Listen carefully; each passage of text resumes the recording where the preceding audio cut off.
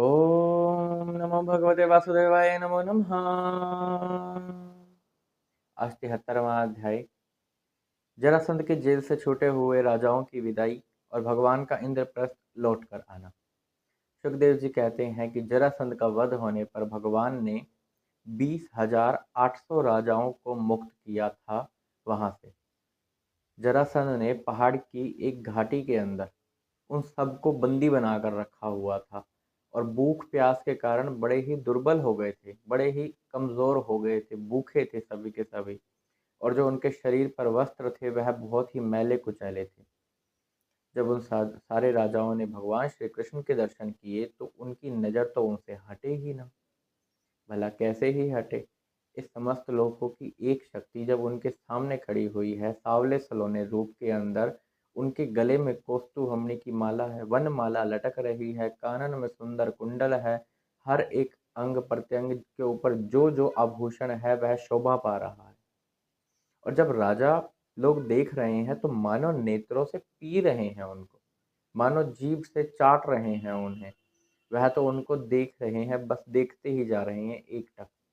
अब उनका तो वह जो दर्द था, जो उनके उस किले में रहने के कारण था जहां वो बंदी थे उस घाटी में, तो वह भी जाता रहा।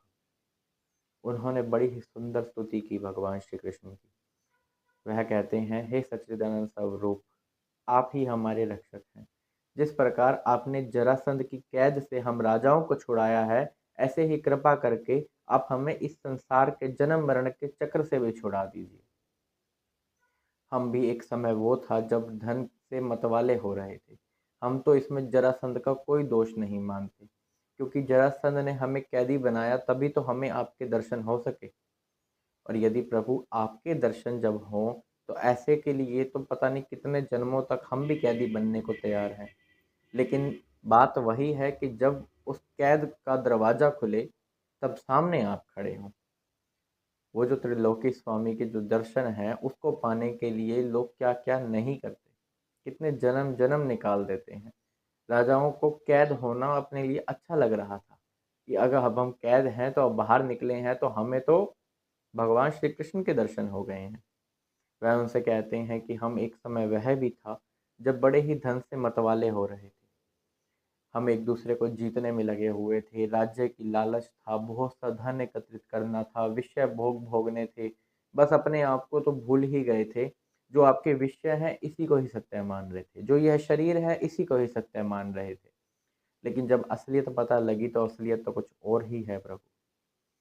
यह जो धन से मतवाले होते हैं यह तो आपको भी भूल जाते हैं। वही उनकी सबसे बड़ी भूल होती है। उसी के कारण उन्हें फिर भटकना पड़ता है और अलग अलग योनियां लेनी पड़ती हैं, जन्म लेने पड़ते हैं अलग अलग योनियों में।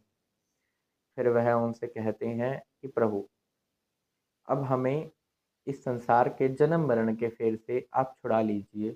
हम बस अब इतना ही चाहते हैं कि हमारी सुदृढ़ भक्ति हो जाए आप में, और हमें किसी भी योनि किसी भी जन्म में जाना पड़े, बस आपकी यह जो भक्ति है, आपकी जो यह स्मरण है, यह हमसे कभी ना छूटे।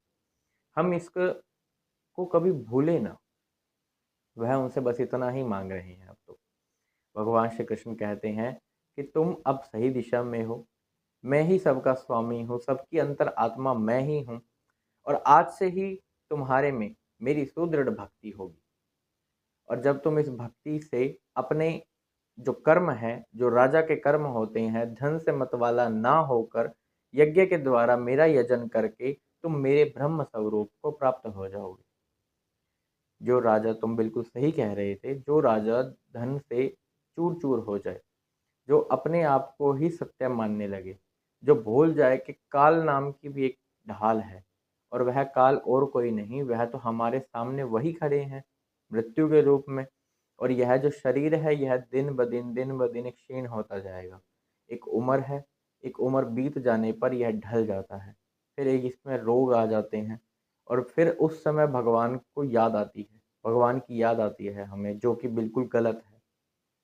जब उम्र है तब तो विषय भोगों में आसक्त रहे, जिसमें कभी भी नहीं रहना चाहिए। इसके बाद भगवान श्री कृष्ण उन्हें यही समझाते हैं, कहते हैं अब तुम अपनी अपनी राजधानी की ओर प्रस्थान करो। और उनके लिए बड़ी ही सुंदर और उत्तम व्यवस्था भी वह करते हैं। बहुत से स्त्री, बहुत से पुरुष नियुक्त किए जाते हैं ताकि उनके वो जो मैले कुचैले वस्त्र हैं वह बदले जा सकें। उनको सुंदर आभूषण भी पहनाते हैं। उनके लिए सुंदर-सुंदर रथ तैयार करवाते हैं और उसमें उनको चढ़ाकर फिर उनकी राजधानी की ओर भेजते हैं और उससे पहले उनको बहुत ही उत्तम जो कि राजभोग होता है वह भोजन भी करवाते हैं।